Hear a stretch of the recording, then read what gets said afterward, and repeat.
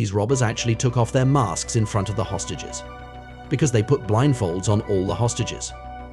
The robber who just successfully robbed 10 billion won was about to leave, but they didn't expect someone to secretly press the alarm. The factory supervisor curiously lifted the blindfold and took a look. The robbers actually pressed the alarm themselves.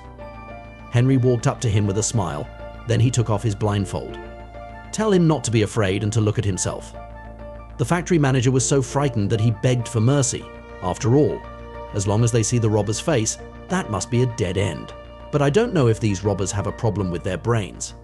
All the hostages were forced to take off their masks, and they don't mean to kill anyone. It turned out that their boss, the professor, had told them there must be no casualties in this operation. Soon the police arrived at the scene, facing the aggressive police. But robbers just fired at the sky symbolically, then throw a few smoke bombs and retreat directly. This strange behavior left the police somewhat puzzled. They immediately sent out negotiation expert Lisa to have a direct conversation with the professor. She directly asked the professor how many helicopters were needed for evacuation. Lisa tried to meet the robbers' demands as much as possible. She doesn't want things to get too big. The professor replied casually that he needed one. The officer next to her immediately became excited. Because a helicopter can only carry 4 people, this means that there are only 4 robbers. Just send a special forces team to wipe them out. But Lisa objected, because she thought the professor might have deliberately provided false information. But it's too late. The special forces had already sneaked into the back door of the banknote printing factory. They first made a small hole in the door, then put the camera in it. As a result, the scene in front of them made everyone dumbfounded.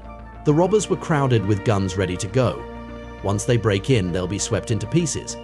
Could it be that the professor really deliberately reported a false number of people? While the sheriff was shocked, there's a message from the communications team.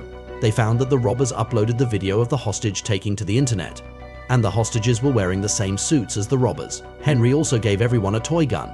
Even more terrifying is, the American ambassador's daughter was among the hostages.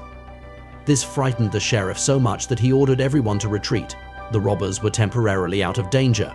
They can finally start their real plan. That is to use this printing factory and the hijacked employees. Directly create a new batch of untraceable banknotes. The goal is to first generate $500 million